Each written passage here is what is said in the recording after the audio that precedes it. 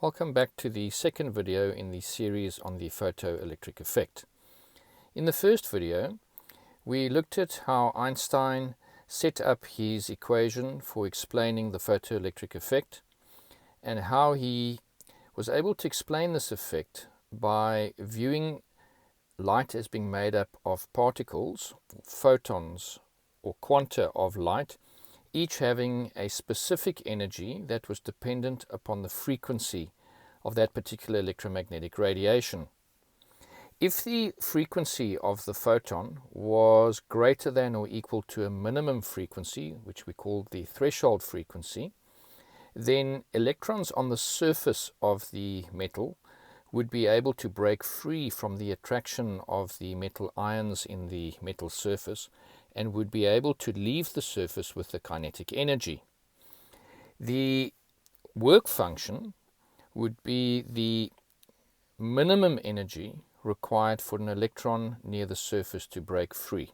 And the work function would be dependent upon the nature of the surface, in particular the type of metal or the type of material, and in the case of a metal would be related to the strength of the metallic bond. So Einstein used energy conservation, where he said that the energy coming in, the energy of the photon, would be equal to the energy toll that the electron would have to pay. That would be the work function, plus the remaining energy left over once the electron had left the surface and had paid its energy toll, as it were, and that would be in the form of motional energy or kinetic energy. Using Max Planck's equation for the energy of light, or EMR, namely E equals hf, then the energy of the photon would be replaced by Planck's constant times the frequency of the photon. And when we refer to the frequency of the photon, we're referring to the frequency of the electromagnetic radiation that the photon is associated with. This would equal the work function, which we replace with h times the threshold frequency.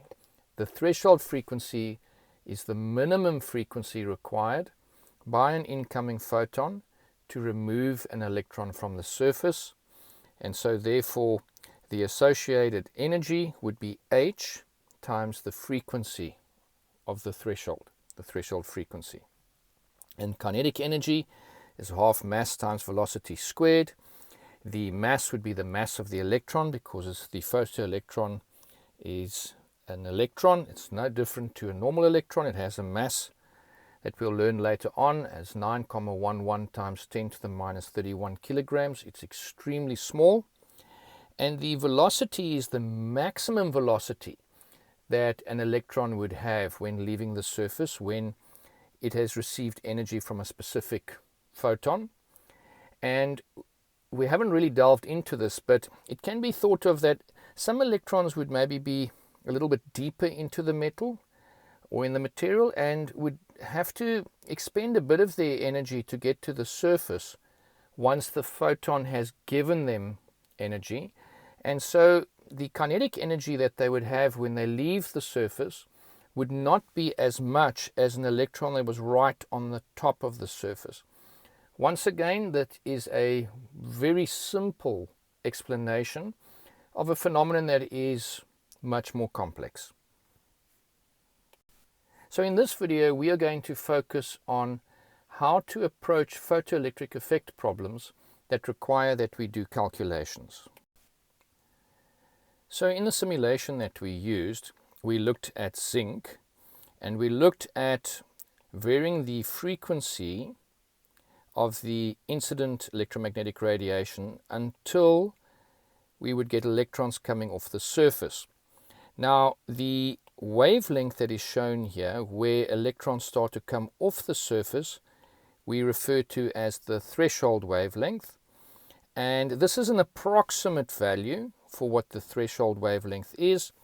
And the threshold wavelength is the maximum wavelength of electromagnetic radiation that will eject an electron from a zinc surface. Now that might sound strange because we've been referring to minimum frequency, But keep in mind that frequency and wavelength are inversely proportional to each other. So if we are talking about a minimum frequency, well, then we're talking about a maximum wavelength. So the threshold wavelength is 243 nanometers in this case. And once again, it's an approximate value. A nanometer is 1/1000th of a meter, 10 to the minus 9 meters. Using the classical wave equation, C equals frequency times lambda, C being the speed of light for all electromagnetic radiation in vacuum. Frequency is measured in hertz, wavelength is measured in meters. So the threshold frequency is equal to C over lambda. We substitute the value for C in. The wavelength needs to be in meters, so it's 243 times 10 to the minus 9 meters. Be sure not to leave the nanometers there. You must explicitly work in meters, so we put in the 10 to the minus 9 in place of the nano. So the threshold frequency is 1,23 times 10 to the 15 hertz. And if we look here on the horizontal axis, the frequency axis, we see that these values are times 10 to the 15. We see where we start to get a reading for the energy of electrons leaving the metal surface, the zinc surface, is around about 1,23 times 10 to the 15 hertz. And so this is the minimum frequency of electromagnetic radiation that will eject electrons from a zinc surface. Now looking at the work function of the zinc cathode, the work function is equal to H times the threshold frequency. Now the work function is a property of the metal, and H times F is the energy of a photon. So what we're saying here is that the work function is equal to the minimum energy photon that will eject an electron from the surface of the zinc. And so that particular photon will have a frequency, or will be associated with a frequency equal to the threshold frequency. The threshold frequency, as we've worked out, is 1,23 times 10 to the 15 hertz. We multiply it by Planck's constant. And please note, earlier on in the previous video, I referred to Planck's constant as being 6,6 times 10 to the minus 34 joules second. In the NSC syllabus, it's on your formula sheet that the Planck's constant value we must use is 6,63 times 10 to the minus 34, and when multiplied by the threshold frequency gives us 8,15 times 10 to the minus 19 joules. So this is the minimum energy required by an electron in the metal to be emitted from the metal surface. Now, because of the fact that the work function is such a small value, times 10 to the minus 19 joules, of that order of magnitude, we need to work with a more practical unit for energy. And so in particle physics, they refer to electron volts, giga-electron volts, mega-electron volts on a regular basis. And that electron volt is in actual fact a measurement of energy. And the way we derive it is we start off with the voltage relationship, where the voltage is equal to the work done to charge or by charge per unit charge. So if we rearrange that, work done is equal to the charge times the voltage. And in the work, energy and power section of the grade 12 syllabus, we learn that the net work done on an object, in this case an electron, the charge, is equal to the change in the kinetic energy. Now, if we were to have a vacuum tube with two metal plates inside it, which are connected to an external voltage source which has a 1 volt voltage, then it's going to create a 1 volt potential difference across these two plates. If this plate is the cathode connected to the negative terminal of the battery, then this plate is the positive plate, the anode. And so electrons will be repelled from this negative plate and will be accelerated by the electric field as they are attracted to the positive plate. Now, the energy that is gained from the electric field accelerating them is equal to the change in the kinetic energy. Assuming that the electron leaves the surface at 0 meters per second, then it's going to be accelerated to a final kinetic energy value, and that's going to equal the charge, which is 1 electron, times the voltage, which is 1 volt. So 1 electron volt will be equal to the energy that the electron gains as it is accelerated from this plate, the cathode, to the anode by a 1 volt potential difference. We know that 1 electron is 1,6 times 10 to the minus 19 coulombs. The voltage, V, is 1 volt. So 1 electron volt is equal to 1,6 times 10 to the minus 19 joules. Now, please be very careful. 1.6 times 10 to the minus 19 coulombs is the charge on an electron. 1.6 times 10 to the minus 19 joules is equal to 1 electron volt. Now, looking at the units, a coulomb times a volt is the same as a coulomb times, now a volt is a joule per coulomb. A joule per coulomb. The coulombs cancel out, leaving joules. So coulomb times volts is in actual fact a unit of energy. And so this relationship here, this is very important. 1 electron volt is equal to 1,6 times 10 to the minus 19 joules. So using our newfound knowledge of what an electron volt is, we can say that 1.6 times 10 to the minus 19 joules per electron volt. And so we divide this into the joule amount for the work function, and we get 5.09 electron volts. I'm sure you'll agree with me that this is a much more manageable value. We feel more comfortable in working with it than working with such a small number. So now, looking at the case where we have increased the frequency of the incident electromagnetic radiation past the threshold frequency, we've now moved to there, we're going to get electrons that are a lot more energetic coming off the cathode.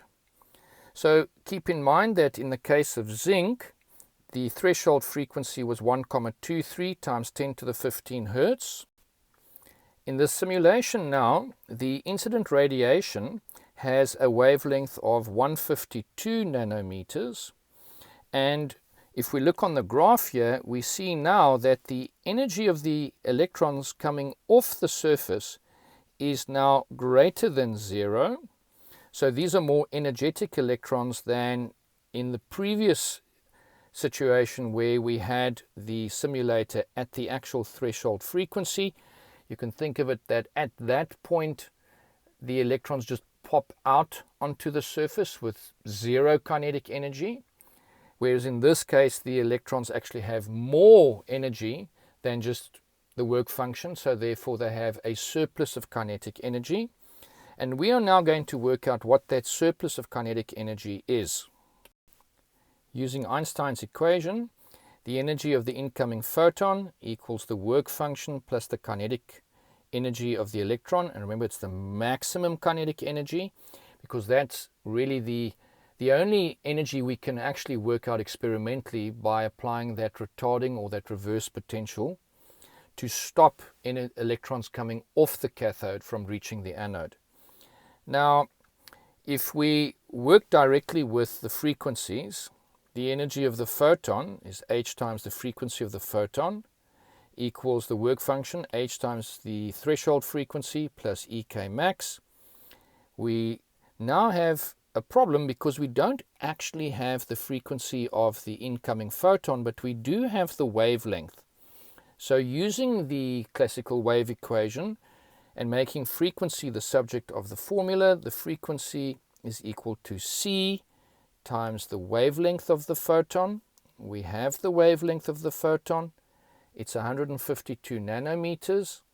We must change the nanometers to times 10 to the minus 9 meters, and that gives us the frequency of the photon to equal 1,97 times 10 to the 15 hertz.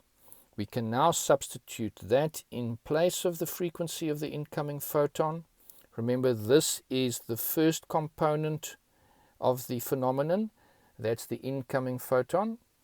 And that's going to equal the second component of the phenomenon, which is the actual metal, the work function of the metal. And we substitute for the work function 1,23 times 10 to the 15 hertz, which we've already worked out, plus what we are looking for, the maximum kinetic energy for an electron coming off the surface. So this works out to be 1,31 times 10 to the minus 18 joules for the energy of the incoming photon, equals 8,15 times 10 to the minus 19, which is the work function, which is the second component of the phenomenon. The third component, which is the unknown value for the kinetic energy of the electron, is there. We now take this to that side by subtracting it, and we get that the maximum kinetic energy of an electron will be 4,95 times 10 to the minus 19 joules when electromagnetic radiation with a wavelength of 152 nanometers is shone onto a zinc surface that has a work function of 8,15 times 10 to the minus 19 joules. So converting this now to electron volts by dividing by 1.6 times 10 to the minus 19 joules per electron volt, we get 3.09 electron volts for the maximum kinetic energy of an electron leaving a zinc surface. There is an alternative method of doing this, and that is to first work out the energies of the work function as well as the energy of the photon, and then use Einstein's equation.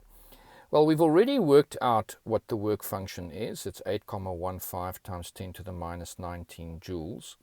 But now, instead of substituting the frequency of the photon into Einstein's equation, we are going to work out the energy of the photon separately.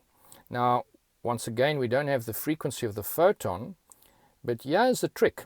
We know that the frequency is equal to the speed of light divided by the wavelength, and according to Planck's equation, the energy of the photon equals h times the frequency.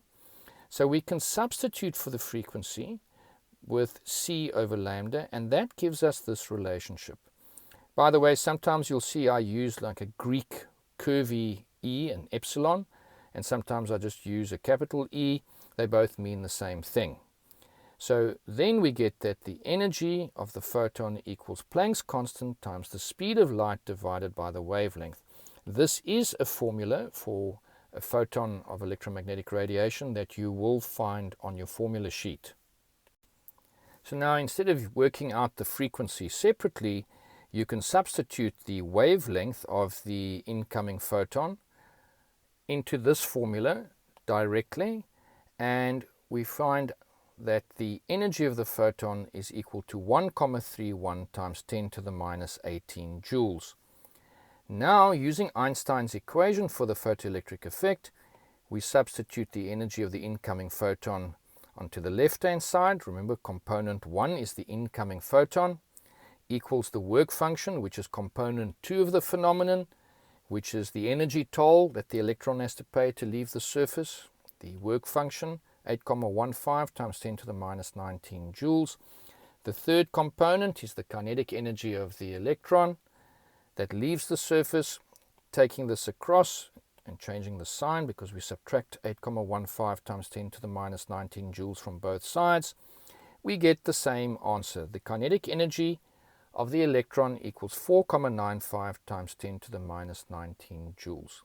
Remember, we put the max there in the subscript because it's only the maximum kinetic energy that we can calculate and determine. There will be other electrons that will leave the surface, but due to having to expend a little bit more energy before they get to the surface, they will have less kinetic energy than this value. Changing to electron volts by dividing by 1,6 times 10 to the minus 19 joules per electron volt, we get that the maximum kinetic energy of the electron is 3,09 electron volts.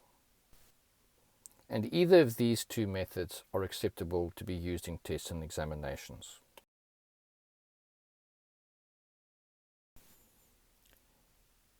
Using the PhET simulation, we can now replace the zinc cathode with the sodium cathode. And when we run it, you will see that the wavelength where the electrons start to leave the surface is different to when we had a zinc cathode in the simulation. You can see there now.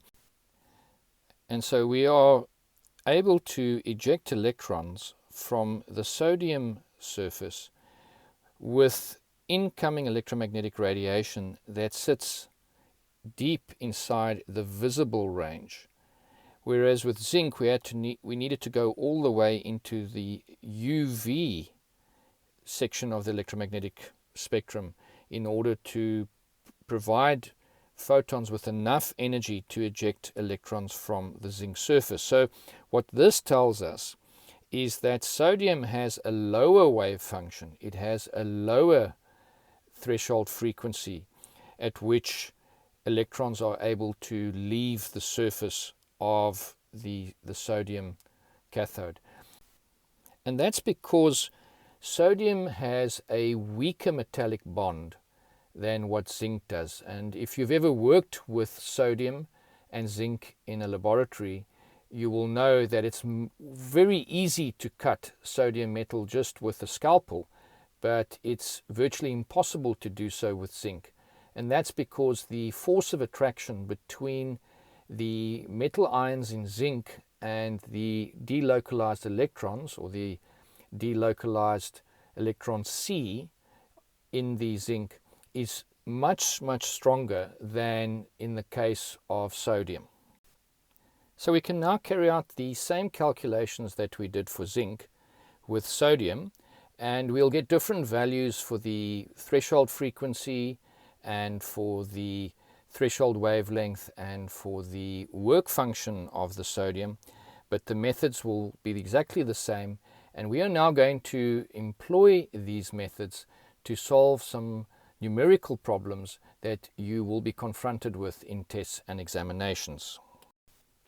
In the first example, you are asked to determine the energy of a photon of violet light that has a frequency of 700 terahertz in joule and in electron volts. Now, the frequency of the photon is given in terahertz, but this particular formula requires that the frequency be in hertz. So we have to refer to the prefixes that we use in physics for very large numbers. K is for kilo times 10 to the 3, M is for mega times 10 to the 6, G is for giga times 10 to the 9, and T is for tera times 10 to the 12. So 700 terahertz is equal to 700 times 10 to the 12 hertz. Now, using Planck's equation that energy is equal to H times F, the energy of the photon is going to equal 6,63 times 10 to the minus 34 joules seconds, that's Planck's constant, times the frequency of the violet light, which is 700 terahertz, or 700 times 10 to the 12 hertz. Be careful of the prefix, you must convert it, as I've mentioned. That is a common mistake where learners do not convert the prefix to the times 10 to the 12. And this gives us 4,641 times 10 to the minus 19 joules. Rounding off to 2 decimal places, as we do as a standard in the NSC syllabus, this gives us 4,64 times 10 to the minus 19 joules. If we want to convert now to electron volts, we take this value and we divide by 1,6 times 10 to the minus 19 joules per electron volts, and we get a value of 2,9 electron volts. Let's consider another example. The work function for a cesium cathode is 2 electron volts. Determine the threshold frequency for cesium. Now, be careful because the energy has been given in electron volts, and the units for energy that we need to use in Einstein's equation and in the work function equation and in the equation for the photon is joules. So we need to convert the 2 electron volts into joules by multiplying by 1.6 times 10 to the minus 19 joules per electron volt. Once we have the work function in joules, we can now use the following relationship, that the work function W0, which is in joules, is equal to Planck's constant times the frequency, which is in hertz, and remember Planck's constant is in joules seconds. Now that we have the work function in joules, we can now say that the threshold frequency, this needs to be F threshold, that the threshold frequency is the work function divided by Planck's constant. So the work function is 3,2 times 10 to the minus 19 joules.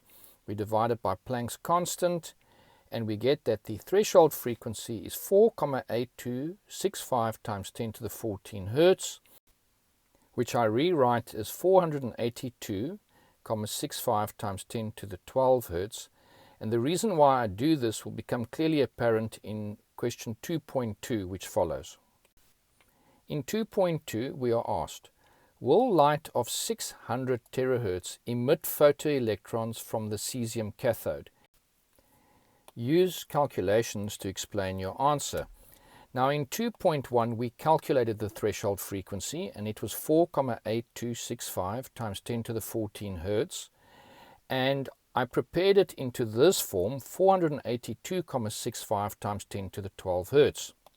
Now the reason I did that is because the frequency in 2.2 is given as 600 terahertz, which is 600 times 10 to the 12 hertz.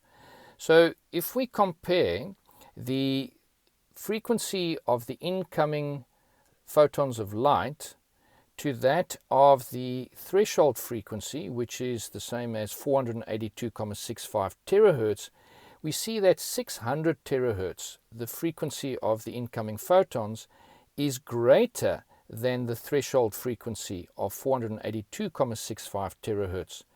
And so because we now have the threshold frequency and the frequency of the incoming photons in the same unit of terahertz, we can compare them, and we see that the frequency of the photons being greater than the threshold frequency implies that the photons will be emitted from the cesium electrode or cathode. Now that's a pretty straightforward method. There is another method that one can use, and that is more of a roundabout method, but it has value, and that is to look at it from an energy perspective. So if we take the frequency of the photon as 600 times 10 to the 12 terahertz, and we then work out the energy of the photon by substituting 600 times 10 to the 12 hertz into Planck's equation and substitute in Planck's constant, we get that the energy of the photon is 3,978 times 10 to the minus 19 joules. Dividing by 1,6 times 10 to the minus 19 joules per electron volt, we see that the energy of the photon is 2,49 electron volts. Now, remember the work function was 2 electron volts. So the energy of the photon is greater than the work function, which implies photons will be emitted from the cesium cathode.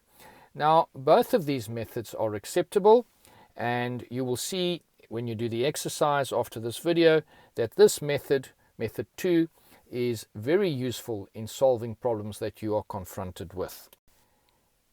2.3 asks, what will be the maximum kinetic energy that the emitted photoelectrons will have in 2.2?